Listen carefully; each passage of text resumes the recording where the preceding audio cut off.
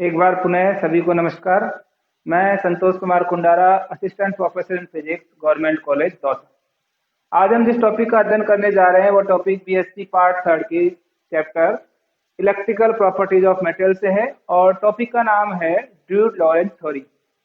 Actually ये theory dude और Lorentz ने बताई थी। क्यों बताई थी? धातुओं की चालकता ज्ञात करने के लिए। जैसे कि हम जानते हैं धातुओं की चालकता बहुत अधिक होती है, तो उन्होंने एक प्रयास किया कि उसकी चालकता या यूं कहें कि प्रतिरोधकता का मान कैसे ज्ञात कर सकते हैं। अब उन्होंने किन परिकल्पनाओं का या किन अवधारणाओं का सहारा लिया, पहले उनका अध्ययन करेंगे और उसके बाद जो चालकता का फॉर्मूला है उसको हम डिराइव करेंगे। तो शुरुआत करते हैं अवधारणाओं से। पहली अवधारणा जो ड्यूड और लॉरेंज ने मानी, उन्होंने मानी कि धातुओं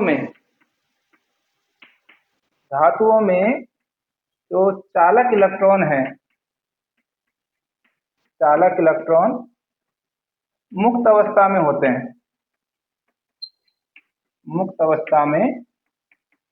हैं, ठीक है। उन्होंने ये बताया कि जो आपके कंडक्टिंग इलेक्ट्रॉन है या जो चालन इलेक्ट्रॉन है वो लूजली बाउंड होंगे और वो एज ए फ्री इलेक्ट्रॉन मान सकते हैं उनको।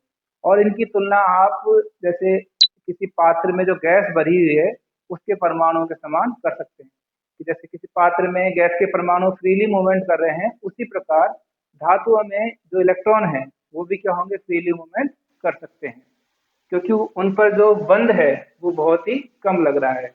तो उन्होंने मुक्त इलेक्ट्रॉन की परिकल्पना करी। दूसरा, मुक्त इलेक्ट्रॉनों को आदर्श गैस परमाणु की तरह माना।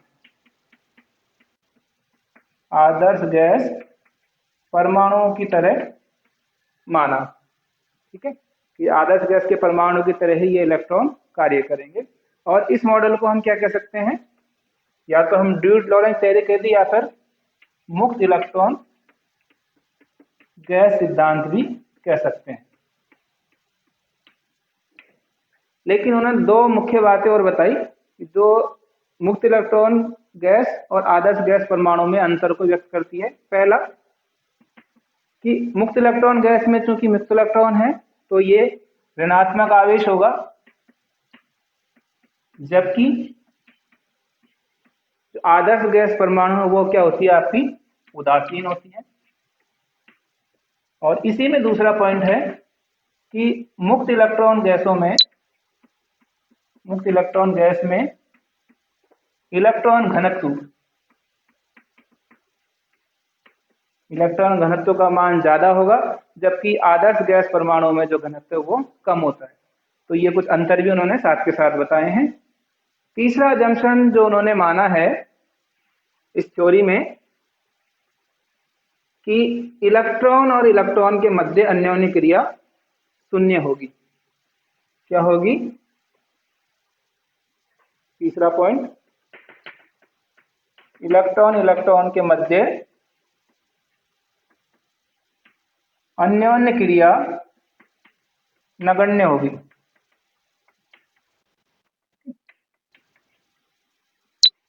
फोर्थ पॉइंट है इलेक्ट्रॉनों की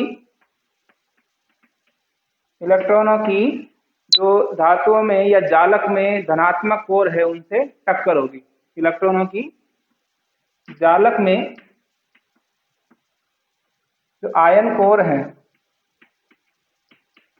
आयन कोर से जो टक्कर होगी कैसी होगी? यादृच्छिक टक्कर होगी। यादृच्छिक टक्कर होगी कि जो इलेक्ट्रॉन फ्रीली मूवमेंट कर रहे हैं वो किससे टकराएंगे? पॉजिटिव कोर से टकराएंगे। ये अजम्पशन हो गए फोर्थ। फिफ्थ अजम्पशन उन्होंने जो माना है कि अगर आपको इलेक्ट्रॉन का उनकी यदि वेग का या गति का अध्ययन करना है तो कौन सी थ्योरी यूज करेंगे? तो ड्यूड और लॉरेंज ने ये बताया कि इलेक्ट्रॉनों की गति का अध्ययन करने के लिए चिरसम्मत गत्यात्मक सिद्धांत या फिर यूं कहें क्लासिकल काइनेटिक थ्योरी, इस सिद्धांत को उन्होंने फॉलो किया और साथ ही जो इलेक्ट्रॉनों का वेग वितरण है उसको समझाने के लिए मैक्सवेल बोल्ट्जमान सांख्यिकी का प्रयोग किया। मैक्सवेल बोल्ट्जमान सांख्यिकी का प्रयोग किया जिसके अनुसार जो वेग वितरण होगा वो इस तरह से कंसीडर कर सकते हैं, F V X, Maxwell Boltzmann सांख्यिकी। ठीक है, इसके बाद उन्होंने ये बताया, 5 अजम्पशन हो चुके हैं। इसके बाद उन्होंने बताया कि यदि विद्युत क्षेत्र आरोपित किया जाए और विद्युत क्षेत्र आरोपित नहीं किया जाए तो उस केस में जो वेग होगा इलेक्ट्रॉनों का वो क्या होगा। तो विद्युत क्षेत्र की अनुपस्थिति में विद्युत क्षेत्र E इक्वल टू 0 है या फिर यूं कहें कि अप्लाई नहीं किया गया है, तो उस स्थिति में जो औसत वेग है इलेक्ट्रॉनों का वो क्या होगा, 0 होगा। ये ड्रूड और लॉरेंज ने अजम्पशन माना और तथा ये भी बताया कि v स्क्वायर ये क्या होगा, इसका मान नॉट इक्वल टू 0 होगा। अब यदि बात करें कि आपने विद्युत क्षेत्र अप्लाई कर दिया है तो उस स्थिति में क्या होगा, जैसे आपने अप्लाई किया, क्योंकि चालक क्या है, चालक में आवेशवाहक कौन से इलेक्ट्रॉन है, तो इलेक्ट्रॉन विद्युत क्षेत्र के विपरीत दिशा में गति करेंगे और गति करने के बाद क्या होगा, उनकी टक्कर होगी। तो टक्कर में वो अपनी जो ऊर्जा है जो कि उन्होंने विद्युत क्षेत्र के कारण प्राप्त करी है, ये जो इलेक्ट्रॉन है अगर इनकी टक्कर होती है सामने तो ये क्या करेंगे, अपनी संपूर्ण ऊष्मा या ऊर्जा है उसमें खो देंगे और पुनः ही साम्य अवस्था में आ जाएंगे। शुरुआत में क्या हुआ, उन्होंने विद्युत क्षेत्र से ऊर्जा प्राप्त करी, टक्कर हुई और पुनः क्या होगा, साम्य अवस्था में आ जाएंगे। तो ऐसी प्रक्रियाएं जिनमें कोई निकाय साम्य अवस्था से साम्य अवस्था में है, फिर विचलित हुआ और पुनः साम्य अवस्था में आ गया, तो ऐसी प्रोसेस को हम क्या बोलेंगे, विश्रांति क्रियाएं। विश्रांति क्रियाएं, रिलैक्सेशन प्रोसेस। आगे के पार्ट में, मैथमेटिकल पार्ट में हम जब मैथमेटिकल पार्ट करेंगे तब हम रिलैक्सेशन टाइम भी निकालेंगे। तो इस तरह से इन अजम्पशंस के सहारे ड्रूड और लॉरेंज ने धातुओं की चालकता का मान ज्ञात किया। अब हम मैथमेटिकल पार्ट पे फोकस करते हैं कि क्या चालकता का फॉर्मूला प्राप्त होगा।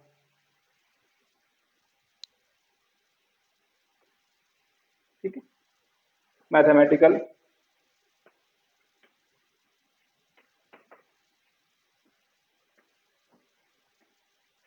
अब उन्होंने ये बताया कि जो अपवाह वेग है, ड्रिफ्ट वेलोसिटी है, वो इलेक्ट्रॉनों की वो 2 वजह से प्रभावित हो रही है, एक तो टक्कर के कारण और दूसरा विद्युत क्षेत्र आरोपित करने के कारण। तो दोनों को कंसिडर करते हैं। पहला तो क्या है, विद्युत क्षेत्र के कारण,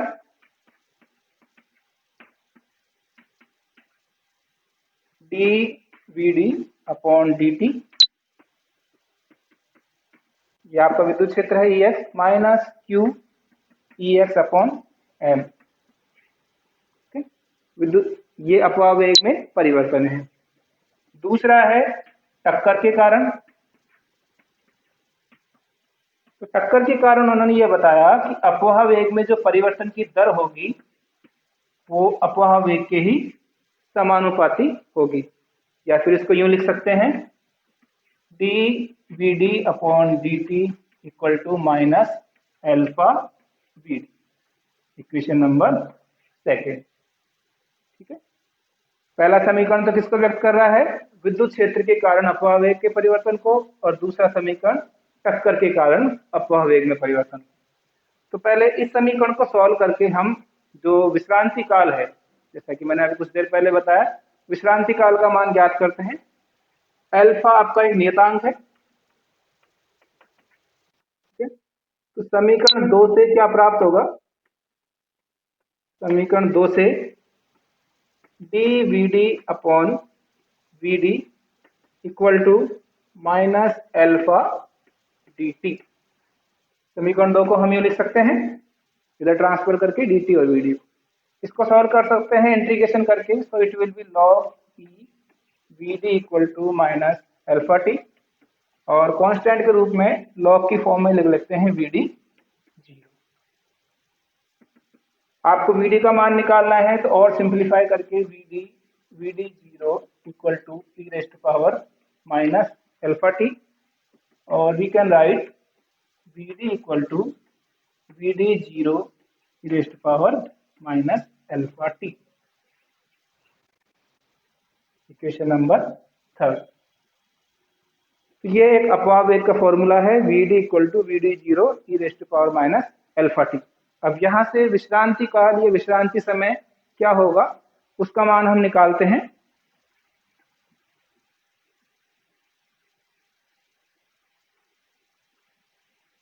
यदि t का मान इस तरह से हो, समीकरण 3 में यदि t equal to tau equal to 1 upon alpha लें तो क्या हो जाएगा, VD इक्वल टू VD 0 और it will B upon E। इसको जब सॉल्व करेंगे तो 0.36 VD 0 आपको प्राप्त हो। और ग्राफ से यदि व्यक्त करना चाहें तो इस तरह से मान it will B VD 0, VD का मान है समय के सापेक्ष। अब यहाँ देखिए यदि t इक्वल टू टॉ और इसका मान कितना है 1 अपॉन अल्फा, तो ये मान रखने पर आपको क्या प्राप्त हो रहा है, VD equal to VD 0 upon E, जो कि है 0.36। तो समय का वह मान जिसमें अपवाह वेग के प्रारंभिक मान का 1/e गुणा मान प्राप्त हो या फिर 0.36 VD 0 मान प्राप्त हो, तो उसे हम क्या बोलेंगे, रिलैक्सेशन टाइम या विश्रांति काल। ग्राफ से व्यक्त करें तो VD और T के बीच ग्राफ है, तो ये इसकी मैक्सिमम वैल्यू है VD 0। तो इस तरह से विश्रांति प्रोसेस में विश्रांति काल का मान आपने ज्ञात किया। अब फोकस करते हैं चालकता पर।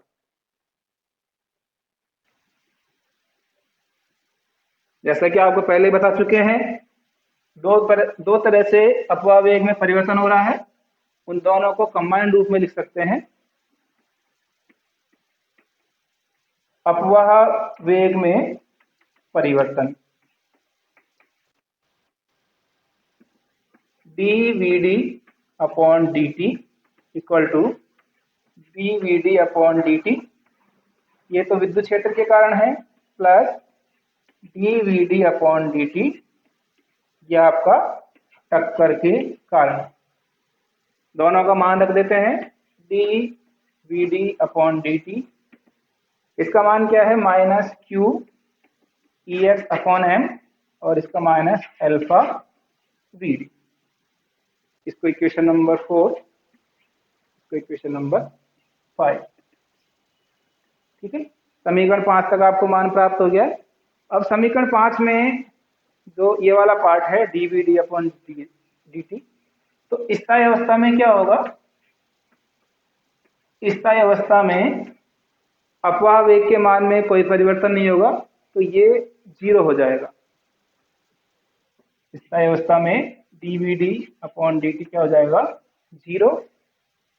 इसको सॉल्व करेंगे, 0 equal to minus Q EX upon M minus alpha VD। ठीक है, तो यहाँ से आपको क्या मान निकालना है, सॉल्व करके पहले VD का मान निकालेंगे, उसके बाद चालकता का मान ज्ञात करेंगे। तो alpha VD equal to minus Q EX upon M। Alpha का मान क्या है, 1 अपॉन टॉ, तो minus Q EX upon M, और VD इक्वल टू हो जाएगा minus Q tau EX upon M। समीकरण नंबर 6। तो समीकरण 6 अपवाह वेग का जो मान है उसको व्यक्त कर रहा है। क्या मान प्राप्त हो गया, minus Q tau EX upon M।